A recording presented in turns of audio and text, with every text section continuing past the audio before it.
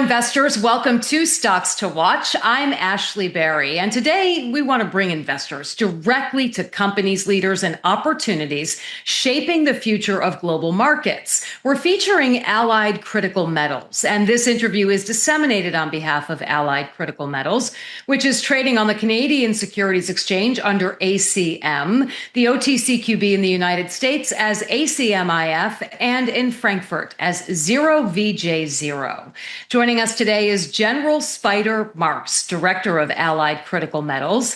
And as nations across NATO and the Western world work to secure critical mineral supply chains, tungsten has rapidly become one of the most strategically important metals in defense, advanced manufacturing, and national security. This is a very important conversation we're having today. And the company is advancing significant assets in Portugal while positioning itself to support growing demand for secure allied sources of this critical resource. So without further ado, it is my honor to welcome you, General Marks. Welcome to Stocks to Watch. Thanks, Ashley, very much. Looking forward to the chat. Yes, absolutely. So for investors who are not yet familiar with the company and its story, the origin, how it evolved to be the company it is today, and the real value it brings, maybe you could just give us a little background. Ashley, I'd love to. Let me start where we are today, and then I'll walk you back in terms of the story arc. I'll make it very quick. But we're a company. It's in northern Portugal area, Braga area. We have two mines up there. Those mines have been extant starting in the early 1900s up through about the late 1980s when China flooded the market, achieved a huge market presence. And as a result of that, the price of tungsten just collapsed. It was no longer economically viable to maintain these two mines. So they've been sitting fallow for that 40-year period. Our ownership came in, saw the great opportunity. In fact, our senior director, if you will, is a gentleman by the name of Michael Gallego. He is Portuguese by descent, Canadian citizen now, incredibly vested in the country, knows the country intimately. In fact, his grandmother, at the age of 97, lives about 15 minutes from these two mines. It's a really great, almost a family story, if you will.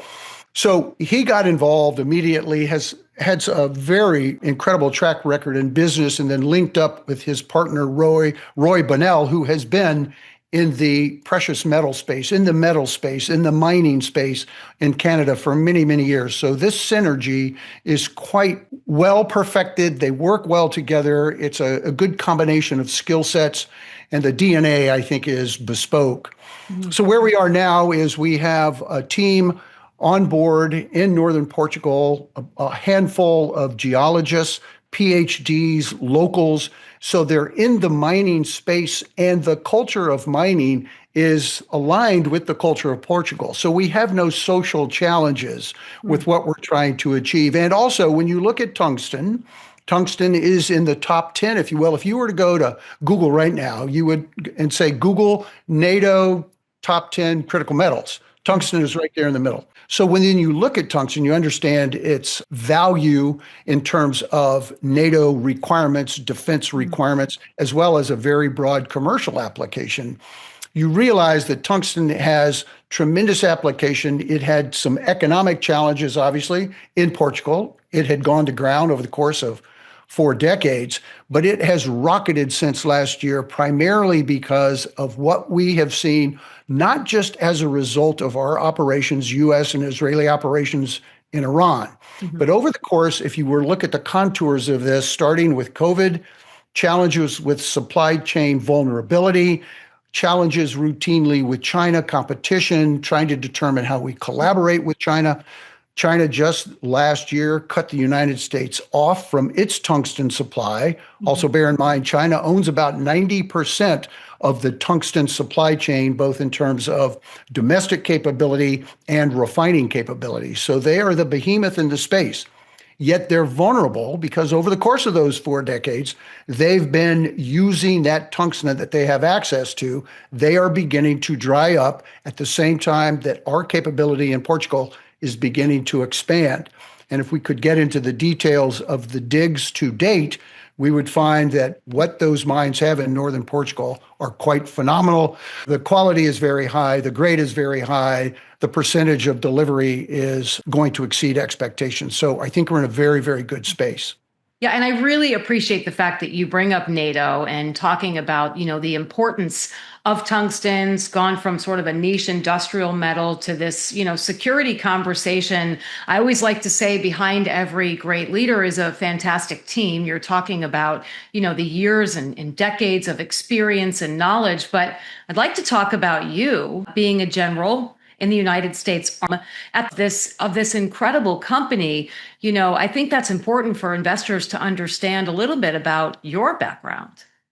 Well, I grew up in the military as an intelligence officer, but I was an intelligence officer, luckily, and maybe personal choices that I made. I only spent 1 year in the corporate headquarters, 1 year in the Pentagon, and the rest of my time was on the horizon. So I had an opportunity to serve with these incredibly gifted soldiers and various young men and women in all the services with their immense energy, smarts, and creative juices. They're confronted with and dealing with problems on a routine basis, 24/7. And they come up with incredibly thoughtful, creative, innovative solutions. And so that's where I was most engaged. And I loved every second of that. And as an intelligence officer, I served in all the time zones and all the hot spots. I kind of know what the fracture points look like, where the friction exists, where we have opportunities to align and cooperate, and where we have to be very strong in asserting our desires, our national security imperatives need to drive all of those relationships. But I served a large amount of my time, my developmental years, if you will, in Asia, and then a number of years in the NATO arena as well. So I've dealt with all the NATO partners, and I've dealt with what I think has always been a priority for our nation, which is a very competitive, very compelling presence in Asia. So that's how I guess I would define myself as a geopolitical guy. Yeah, absolutely. And just, your experience, your knowledge is just invaluable, especially when you're talking about, homeland security, national supply chain, all of that. I understand that there's a takeoff agreement, which allows the US Department of War and the Portuguese Ministry of Defense to buy your tungsten. So how do you get to that point? Before we continue, be sure to subscribe to our channel and ring the bell to get notified about our latest videos. A lot of hard work establishing those strong relationships. You have to be able to enter in very appropriately at all levels and get to those decision makers. But also the story of tungsten and the story of allied critical metals is amazingly compelling. It makes perfect sense for the Department of War to pay attention to it. The Portuguese government has acknowledged and labeled our efforts as an initiative of strategic importance. Well, that's very significant when you look at the Portuguese government. They've done that with a couple of other metal engagements. So the fact that they've embraced us, I think, follows from that. They achieved comfort in some of those initial designations. They've now given us that designation. I can only imagine that that will facilitate as we get deeper into those holes, as we grow and become that much more mature in our delivery. That's going to ease the pathway for the government to say, yep, we're on board. This is going to work. What can we do for you? Simultaneously, we're seeing that with the Department of War. And I know that the Department of War now is engaged in a number of commercial activities to ensure that we've got the right presence, right momentum. And clearly, if the government's involved, that's going to bring other investors and additional interest as well. Well said. So the project Spider in northern Portugal, what does it look like from a conservative, lens long term for tungsten prices? I think we are in a spot now where we are not going to migrate back to what the tungsten prices were simply a year ago, which was around $300 of MTU. That unit, that metric ton unit that we use for measurement of tungsten, we have now progressed. I mean, just look at it today; it's over $3,000. I mean, that's phenomenal.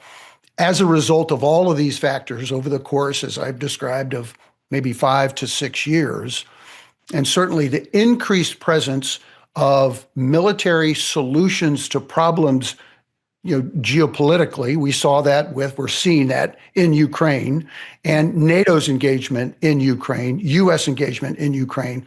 That's when we began to realize, look, our stockpiles are going to be challenged. Tungsten is very much a part of all the military kit, from aircraft to submarines to ground forces to tanks to armaments to bullets.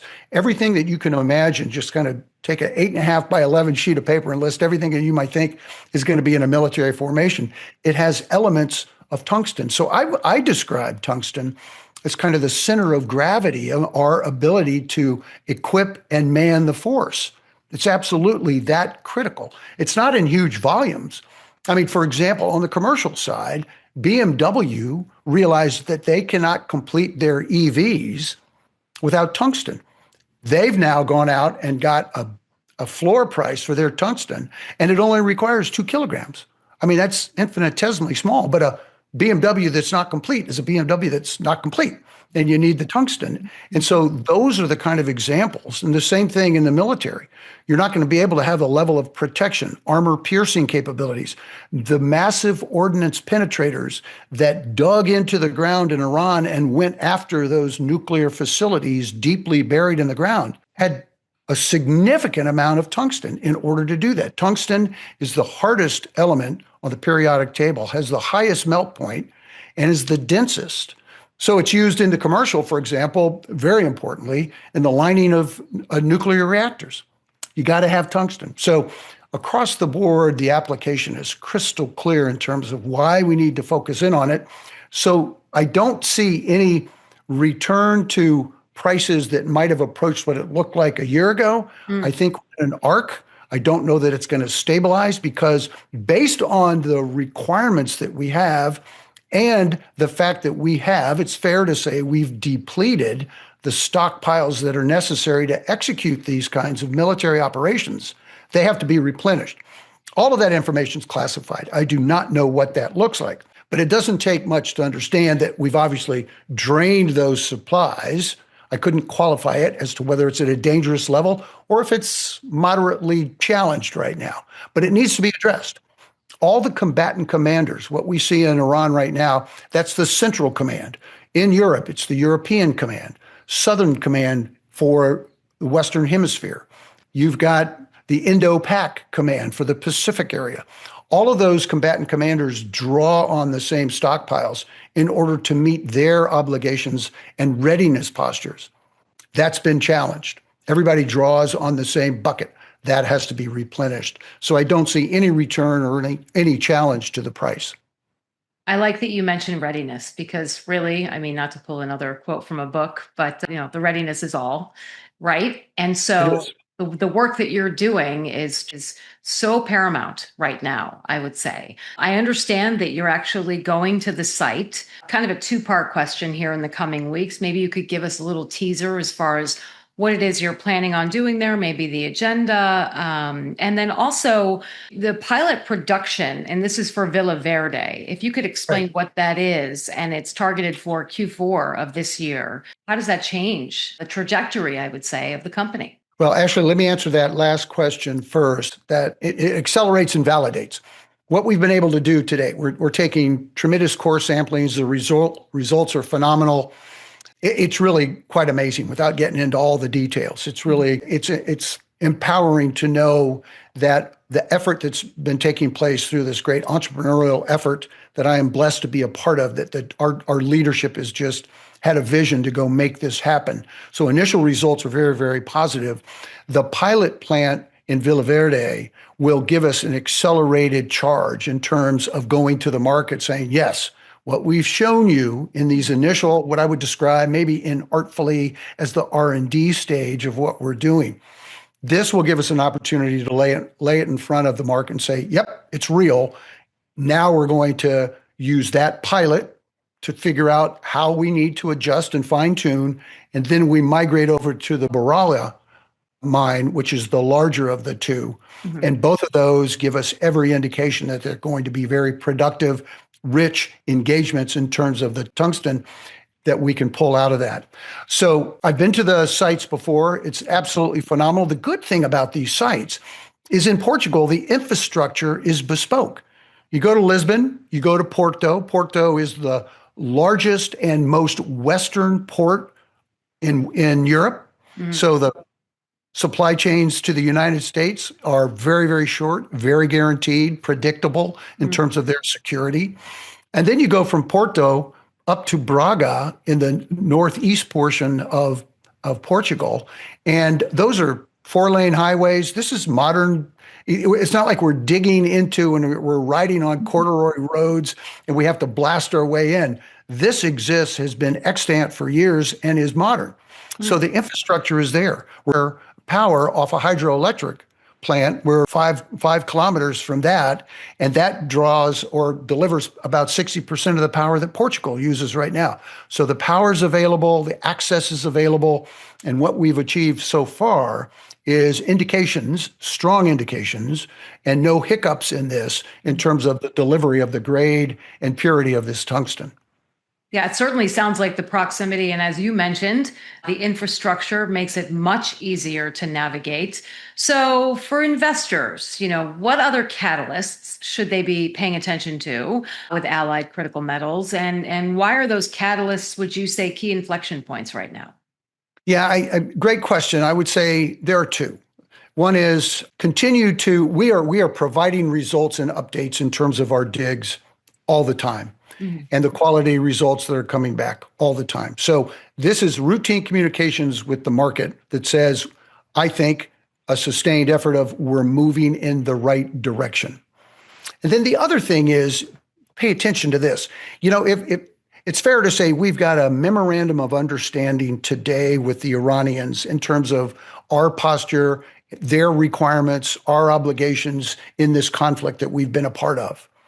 If the guns go silent, completely silent as a result of this, what I described a few minutes ago is a task and a requirement for the Department of War to ensure, and the executive agent for that is the Defense Logistics Agency, to ensure that access to the critical metals and the end state result, all the kit that's necessary to maintain the readiness level of our deployed forces.